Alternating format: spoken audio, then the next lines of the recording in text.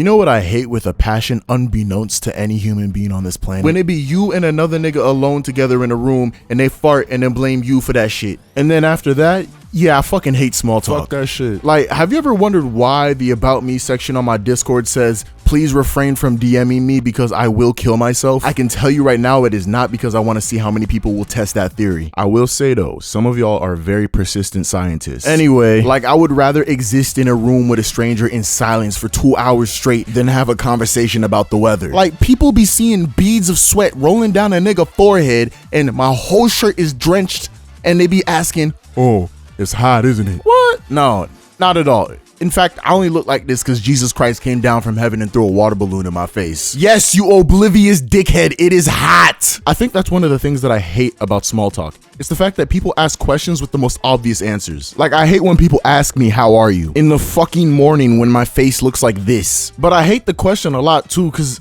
I know you don't give a fuck. I say this because I know a lot of social people who would just be like, you know, to random people, hey, how's your day been? How's it going? Dog, there's no way you have this many fucks to give about random niggas. Look, if you got some spare fucks, let me have some, please. Out of everybody in my life, I think this request is mostly directed towards my mom. That woman is the definition of a socialite. Like, I feel like if she went a whole day without speaking to a single soul, she would just explode. And as someone who doesn't really enjoy speaking to people, I'll be sometimes just feeling like I'm adopted. Like in just a single week, she can spend upwards of 25 to 30 hours simply just socializing with people in person or over the phone for fun. Meanwhile, I used to just be the friend who would lie and say that my parents wouldn't let me go out, when in reality, I'd just been in a social environment already once that week, so the idea of doing it again just made me want to kill myself. Now, you might have come to the conclusion that Campoleon's a fucking introvert. Well, you'd be half right. For you see, fellow Negroid, I am the loudest friend in any friend group that I am a part of. And I don't mean, oh, me and 4 close friends are hanging around in some small room inside of the house type of loud. I mean that I speak and laugh like a foreign parent who is talking on the phone with a friend in a low volume supermarket, while my friends are speaking to me at normal volume in public. I don't just speak in all caps, my nigga. My words are also bolded too. So honestly, I'm more like an ambivert that leans towards introversion. You may be asking,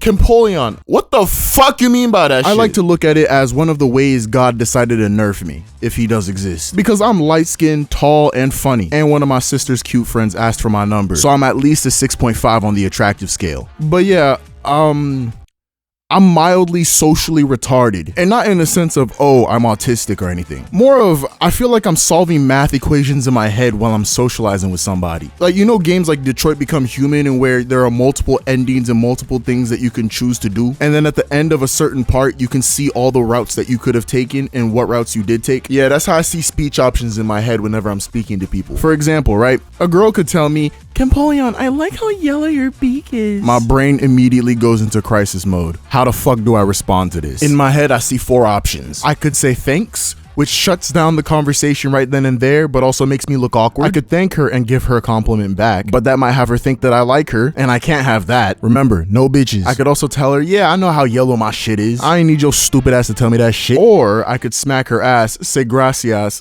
walk away awkwardly, and never say anything to her again. Now, 2 of those ideas are as bad as thinking you could put 2 little boys in the same room as a priest. The other 2 aren't that bad, it's just that I have anxious conclusions. But be honest with yourself, would you not choose a career path that made it so you didn't have to interact with people in person, such as YouTube, if your brain functioned like this? Now, to finish things off, I'm gonna combine everything that I've said into one singular issue. One that I think everybody can relate to. So, you know that feeling when part of your soul dies because your parent asks you to speak to a relative you haven't seen since you were 1 year old? And it can be in person or over the phone, but since my mom is a socialite, it's just a good mixture of both. Then that same relative will ask, do you remember me? Or do you remember my name? My nigga, I don't even remember the names of the characters from the show that I binge watched a month ago. You ain't special. So then I just stand there going like, you know, just bullshitting until I can figure out the nicest way to say I forgot. I'm lucky African parents make you call any relative older than you uncle and auntie, because there are a lot of niggas' names I do not remember. After this bullshit, they asked me how I've been doing in school. Now, if this was an old friend I hadn't seen in about a brick,